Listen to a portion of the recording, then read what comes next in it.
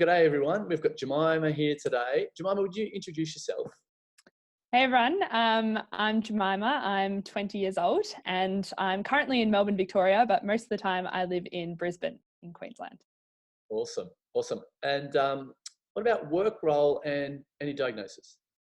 So I was diagnosed with dyslexia officially when I was 15.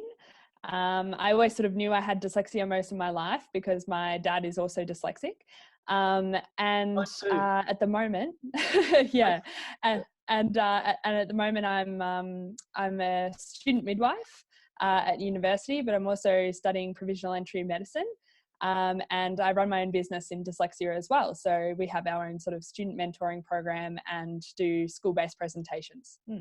Yeah. What's your major strengths, Jemima? I think my main strength, to be honest, is problem solving, and I think that sort of comes a lot from my dyslexia.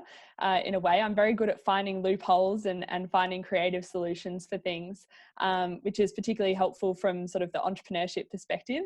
I sort of saw a problem in the current education system in how we sort of support dyslexic students, and so I sort of created my own solution around that and decided to step in and be that advocate. So I think problem solving would probably be my number one, but also I'm quite good verbally. So I'm a lot better verbally than I am obviously in written language, which is, definitely part of the dyslexia diagnosis sort of process.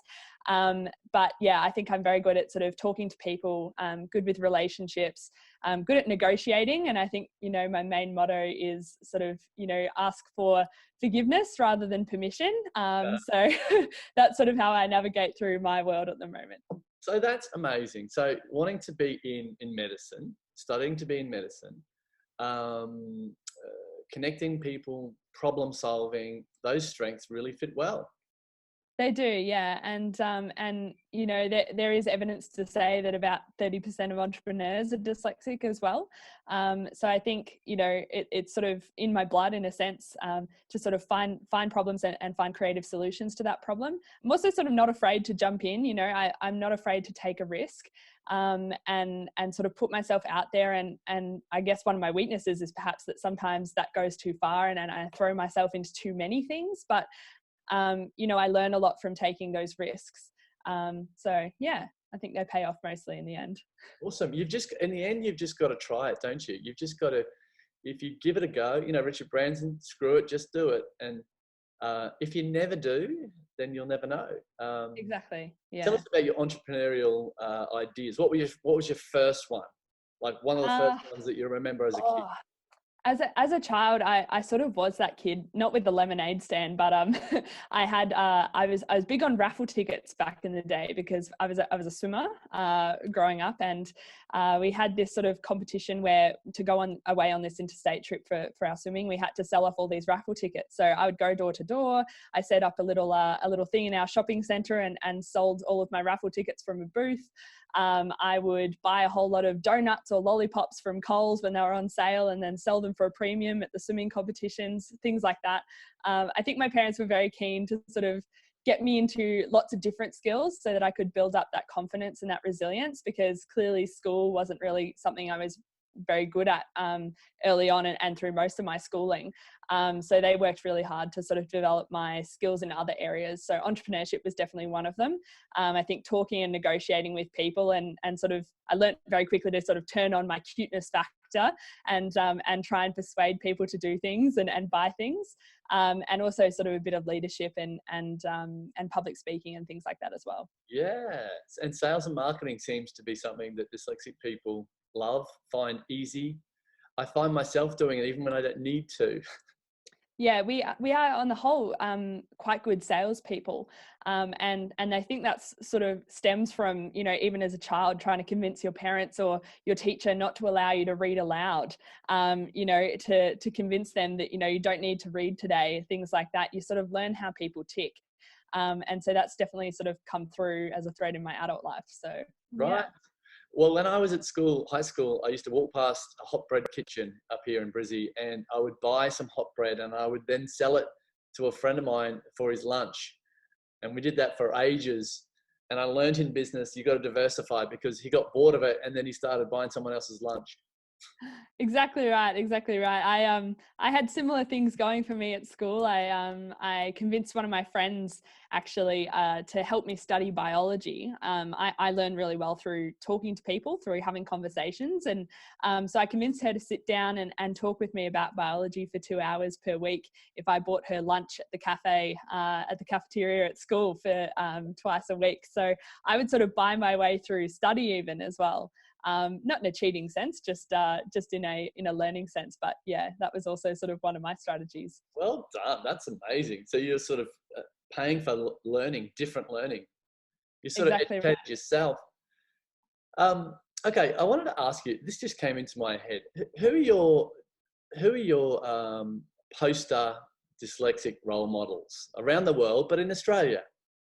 Um, Look, I find that a really difficult question because, I work with a lot of dyslexic young people, and a lot of parents choose to sort of put up, Richard Branson posters and sort of these people who, might be in a similar sort of interest to what they're passionate about, but they're so far ahead in terms of where that kid is. Yeah. And so for myself, I found that as well, like if I look at, yes, I'm a young social entrepreneur, but looking at Richard Branson, that's just so far away from my Sure. world.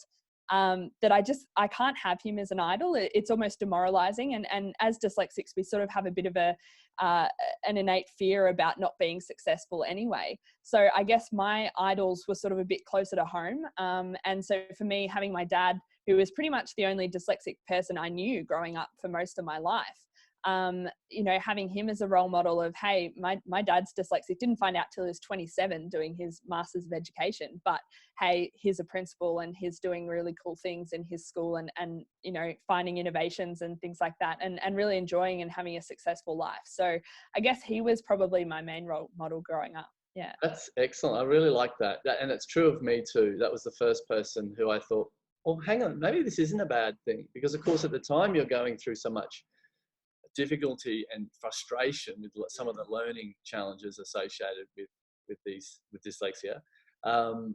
It's a wonderful realization that, that it might not be a life sentence.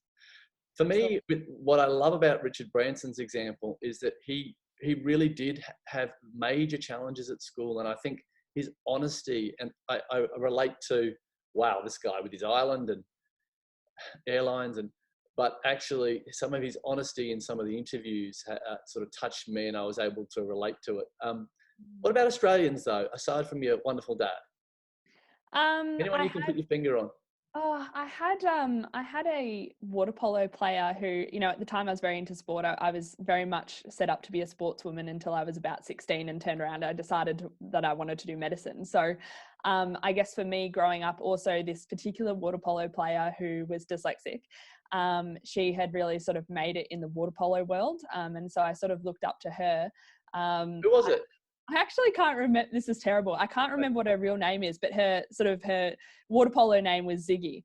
And so I can't exactly remember what her real name was, but yeah, that was someone I definitely looked up to when I was growing up. Yeah. Awesome. That's amazing. And someone close. So that's good. I like that idea. Someone close by, accessible. For me, Jessica Watson was is a role model, but maybe in hindsight, almost, because now the story of her amazing achievement, she was running away from school.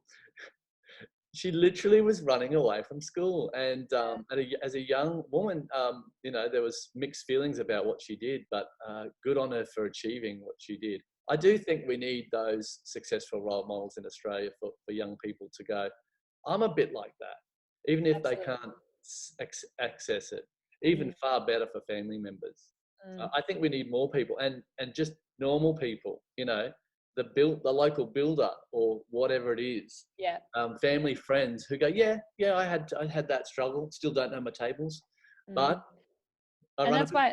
that's why I think, Jay, this sort of series you're putting together is so useful, because it's it's showing that you can be a GP, you can be whatever sort of occupation. There are people who are already in those careers who have made it, who have really similar learning characteristics to whoever that young person is.